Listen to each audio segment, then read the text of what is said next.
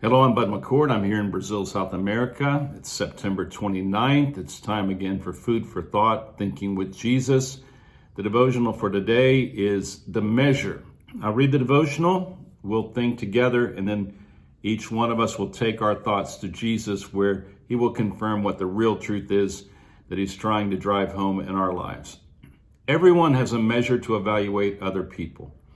When we hear someone using a phrase like, this is not right, or you're wrong, it is a sign that a measure is being used by that person.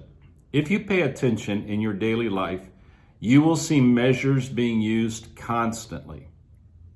In the Sermon on the Mount, Jesus revealed that the measure we use has strong implications on our own future.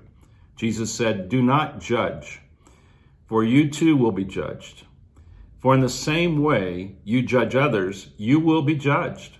And with the measure you use, it will be measured to you. Matthew chapter 7, verses 1 and 2. One day, the measure we use will be used to evaluate us. Let's call this idea the law of measure. Like the law of gravity, the law of measure is equal to everyone and holds everything into place until Judgment Day. When we use our own measure to judge and condemn other people, we fall. The fall we want to see in their lives will someday be our own fall. The measure of Christ is love. The measure of the Christian is Jesus. Is Jesus' love our measure? What measure do you want to see being used toward you on the Judgment Day? If you want God's love and grace as the measure, then live according to Jesus' measure right now. We all understand that Jesus said to us we are to love the Lord our God with all of our heart, soul, mind, and strength, and we are to love our neighbor as we love ourselves. We accept that as a kind of a summation of the entire desire of the law and the prophets, to love our neighbor as we love ourselves. The process of loving our neighbor as we love ourselves requires that we take Jesus absolutely seriously as he describes this problem that we all have of judging other people. Also, we have this problem of judging people, but we have the problem also of not knowing how to correctly love our neighbor. In the Sermon on the Mount in chapter 7, I want to read 12 verses. I actually believe that in these 12 verses, Jesus is explaining to us how we can overcome the problem of judging or using a measure against other people that's not correct, and how we can actually find the wisdom to love people in the proper way and actually deal with what they really need in their life, or give to them what they really need in their life. I'm going to read this. As I'm reading it, I hope that you'll just pay attention, listen, and follow along exactly with what Jesus says. Judge not that you be not judged. For with what judgment you judge, you will be judged, and with the measure you use, it will be measured back to you. And why do you look at the speck in your brother's eye, but do not consider the plank in your own eye? Or how can you say to your brother, let me remove the speck from your eye, and look, a plank is in your own eye? Hypocrite! First remove the plank from your own eye, and then you will see clearly to remove the speck from your brother's eye. Do not give what is holy to the dogs, nor cast your pearls before swine, lest they trample them under their feet and turn and tear you in pieces. Ask, and it will be given you. Seek, and you will find. Knock, and it will be opened to you. For everyone who asks receives, and he who seeks finds, and to him who knocks it will be opened. Or what man is there among you, if his son asks for bread, will give him a stone, or if he asks for a fish, will give him a serpent?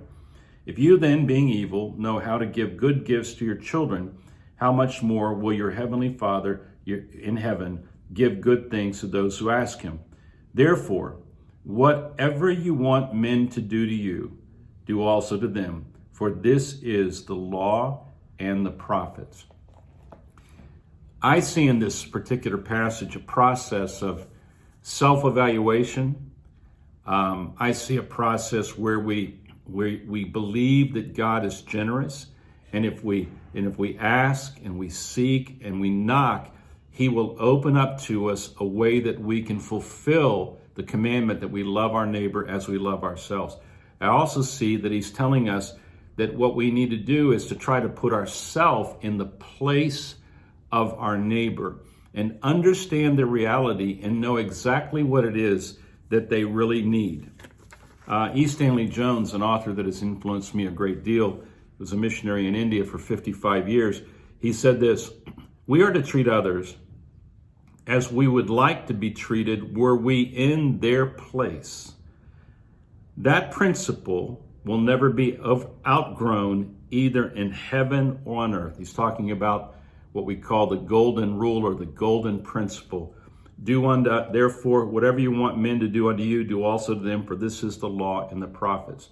That is no small statement. He's telling us that everything that the Old Testament and the prophets were saying can be reduced to the idea that we are to love our neighbor as we love ourselves. We are to do unto others what we would hope would be done to us if we were living the experience of our neighbor. This is a very high bar, and it's a very, very demanding manner of using our ability to see and to decide and to try to intervene in the life of someone or try to be a solution in the life of someone. These are not small issues. Now, before you evaluate another person, he gives us very clear words here. Evaluate your own flaws first. Understand that you are not in a position to say that I don't do those things, I never would do those things, I'm different than the person that I'm going to measure or judge. That's just not true. Then he says that we are to understand the generosity of God. And he said, we who are evil, we know how to read the true needs of our own children. We know if a child is saying that they're hungry, but they ate 15 minutes ago, then we know that the child is hungry for something else. And they're just using the excuse of asking for food to get some other need met that hasn't been met. We, even though we are evil, according to Jesus, and that means we don't know how to love correctly, and our motivations are many times off and wrong, we still can figure out how to love our own children. Well, God can, if we will ask and we will seek and we will knock, He will open the door so that we can understand how to fulfill this commandment to love our neighbor as we love ourselves. The greatest example of loving your neighbor is Jesus.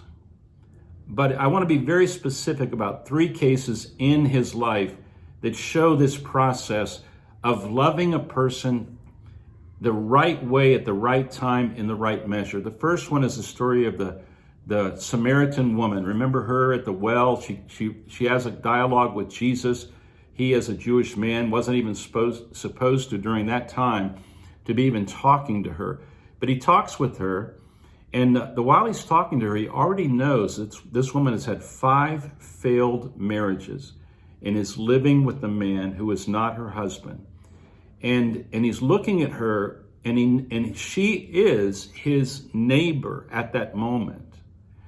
And he knows exactly what the hunger is that she really has. And her hunger is she wants to find someone who would be a continuous source of love in her life. Jesus uses the metaphor that He will be living water that is like a spring inside of her. And she wants this water because what she really needs is to be seen as someone who, in spite of all of her problems in her life, can hope for that she can be loved continuously. And Jesus is that love. Now, there's another story of Jesus with the woman that was brought by men for condemnation and stoning because she had committed adultery. And the first thing Jesus did was disqualify the measure that these people were using against the woman. And He makes all of them understand, you're not qualified to be throwing stones. We need to listen to that story and understand we need to get everything out of our own eye before we start trying to measure everybody else's behavior. Now, when Jesus says to her, I do not condemn you, He is not excusing what she did, because He says, look, you've been living one way for all this time, and now I want to help you to get out of the way you have been trying to find satisfaction, and I want you now go and sin no more. Meaning what?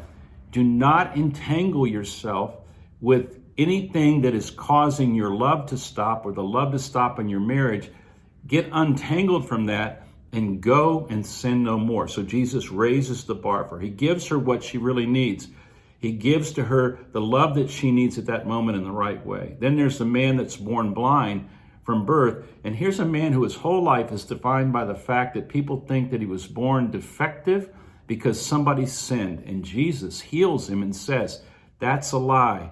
I love you with your eyes open or your eyes closed. So we have Jesus constantly getting close enough to people to understand them and to know exactly what their real need is. That's what it means to love your neighbor as you love yourself. You are always evaluating in yourself what you most need and what you most want, and you're always going after that for yourself. It's a part of being human that we are designed to understand that we're responsible for bringing to ourselves the things that we need and receiving for ourselves the things that we need so that we can continue living.